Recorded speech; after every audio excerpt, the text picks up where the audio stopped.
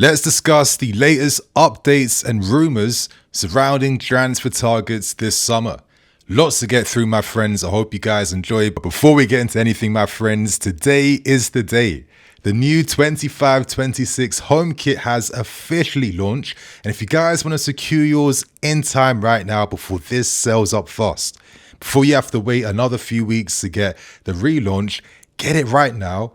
And use my affiliate links below in the card above and description and Nini10 at checkout to get 10% off your final order. So I hope you guys enjoy, and comment below, do you prefer the new home season kit or this season's? Let me know. And now that's out the way, let's tackle today's reports. After failing to agree a contract extension with AC Milan, it seems like Theo Hernandez will be one of the high-profile players available in this window, and naturally, us and Man United are paying attention to the situation, and that's coming courtesy of Italian reports. Now, to give you guys some backstory, Milan failed to agree a contract extension with Theo. His contract expires in 2026, and Milan know that this is the final opportunity to secure decent money for his sale. Now, ideally, they're hoping to earn around 40 mil euros for Theo Hernandez's sale, which is, for a fee like this, for a player like him, that is not too bad, but the offers could come down to as little as 30 million euros if the structure is strong. So pay attention to this one. Theo recently with his team actually offered his services to Real Madrid, but they've since turned their attention to Alvaro Carreras from Benfica instead. And obviously that was his main option to go there. Now it's not there. It seems like he is paying attention to Premier League offers, but he only wants to sign for a club that can offer Champions League football. So we know the story already. We must see how the season ends. We must wait to find out who secures Champions League football. And this is why tonight against Man United, we must come up with 3 points. We need to win this game. No excuses. We can't risk taking our chances to secure CL football at the end of the season against Nottingham Forest. That won't work for us. So realistically, we secure this, options open up. Many players are going to be really excited to sign for us because we can offer good money, and now we can offer Champions League football.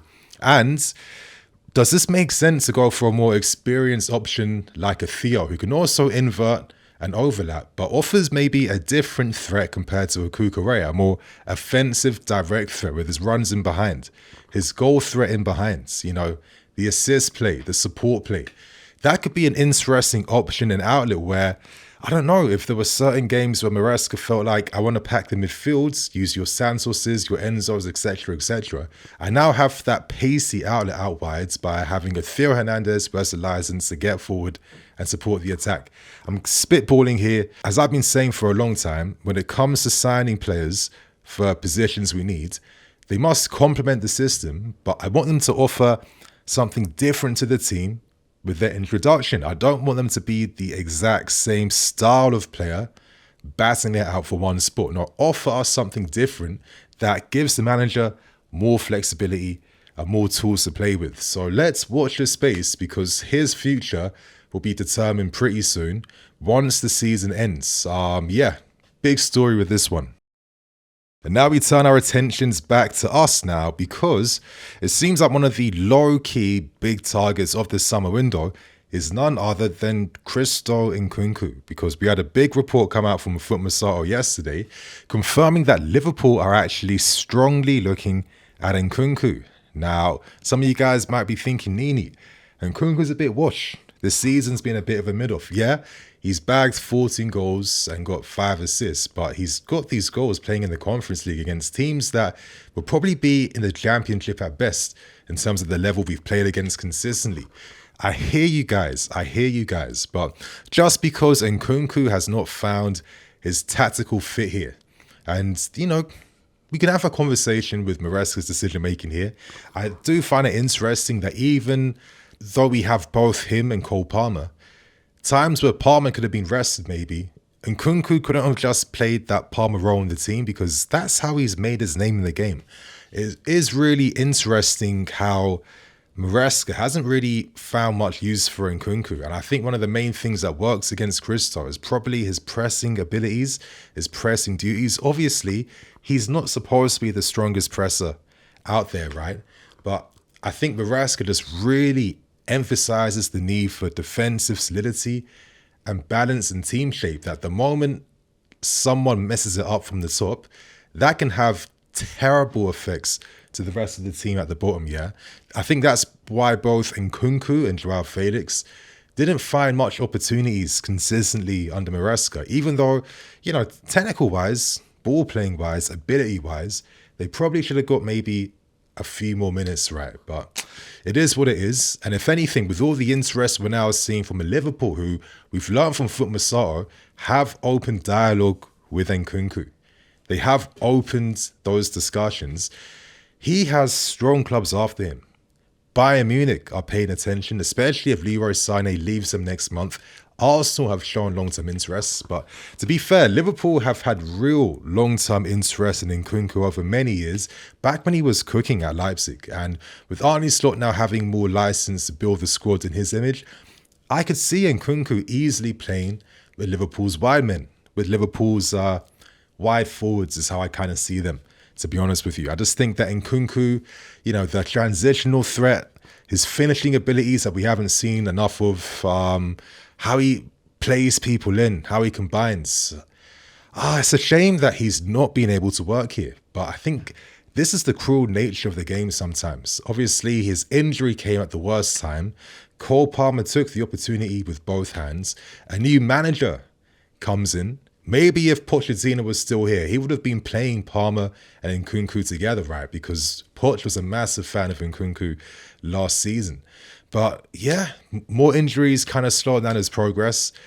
He comes back and there's no real fit for him in the team, really. So in that sense, we need to cut our losses right now and reinvest those funds elsewhere. I think this guy is still a world-class player, and I'm sure the other club he signs for, he will cook again. He will come back. I just think the environment now, this has been the main thing that's been working against him. So it is what it is, but I feel like this will be the summer we say au revoir to Nkunku.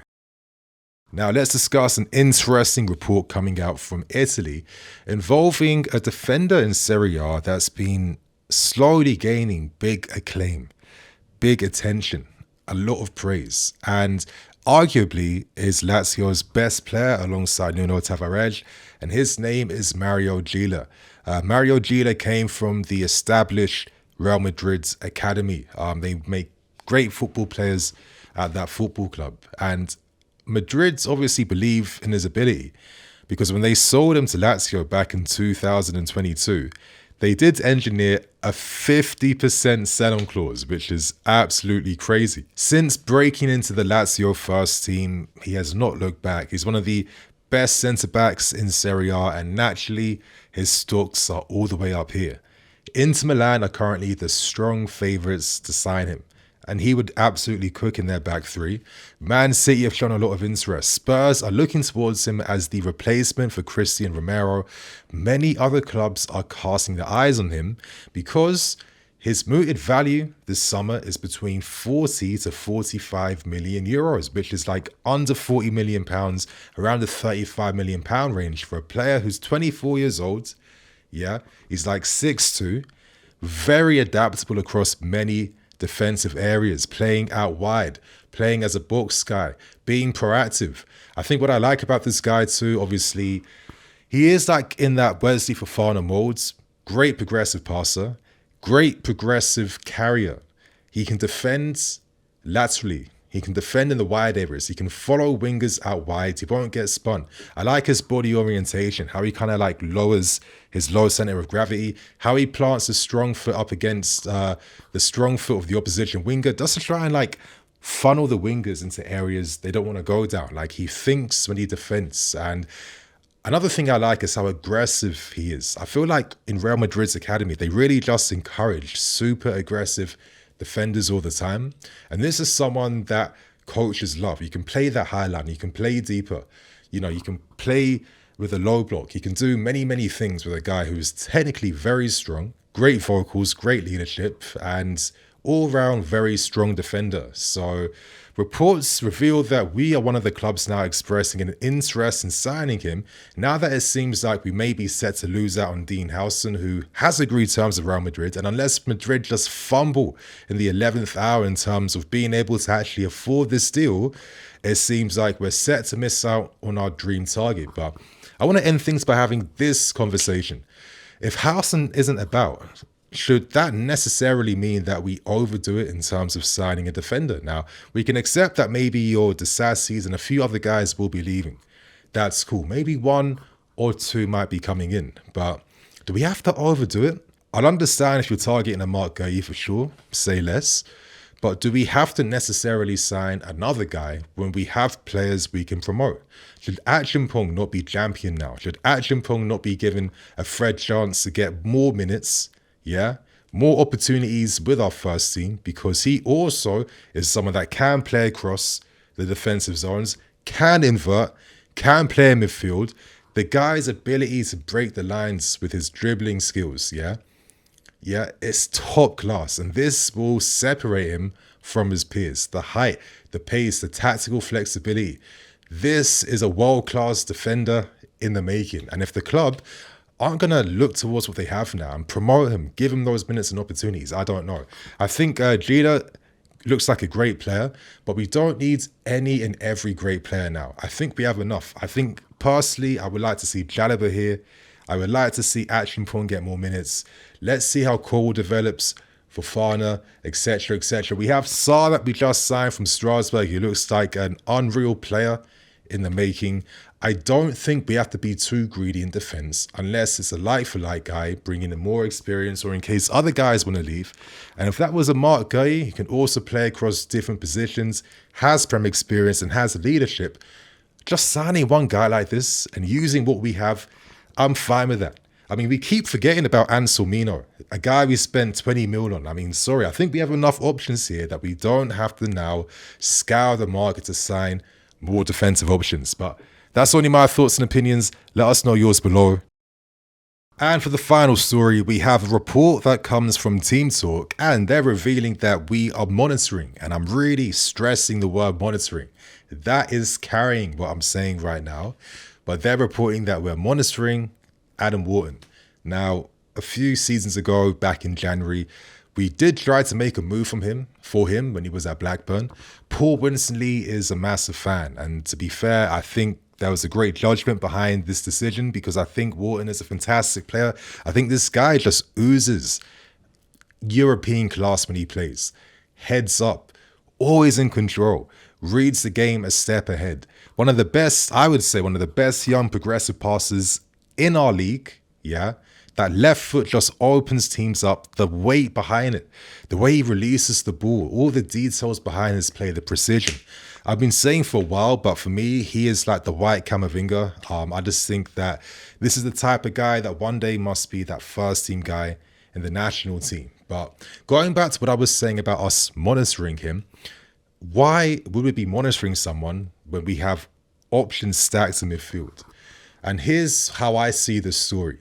Now, unless something mad happens this summer where we lose out on one of our star midfield players and it just completely surprises us, that's the only possibility I see Wharton coming through. But in fact, the way I actually interpret this story is simply this. The reality is Wharton's deal expires in 2029. He ain't going anywhere anytime soon. His market value has gone all the way up now to 50 mil euros. Palace, they're not desperate to sell. They don't have to unless the money is out of this world. So it only makes sense that you continue to cast your eyes on Wharton from afar, monitor his situation, hold some dialogue here and there, because in the future, who knows what happens? Let's say in a season or two, Romeo Lavia maybe doesn't live up to the goods or is still injured.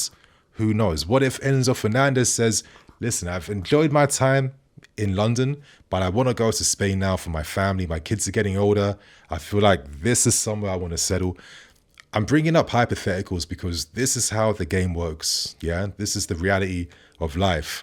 So I understand why you'd always have to look at other options in case for any possible futures that you don't see right now. And I do think that having Wharton as part of a long-term guy in our shortlist makes a lot of sense. I mean, come on. I'll give you an example. Like when we signed Rudiger from Roma that year, we were following Rudiger even when he was back playing for Stuttgart. Why did we not make a move for him straight then and there? Because he was too young, and we wanted to continue to see how he develops at AS Roma. This is how the game works. And, you know, the fact that Wharton is really rated very highly, who knows what happens in the future, but I thought this was a report that was worth having a conversation about. So my friends, that is everything today. I'm going to catch you guys later tonight for the watch along and our massive game against Man United. Make sure you're there, you guys, and I'll see you very shortly. Cool.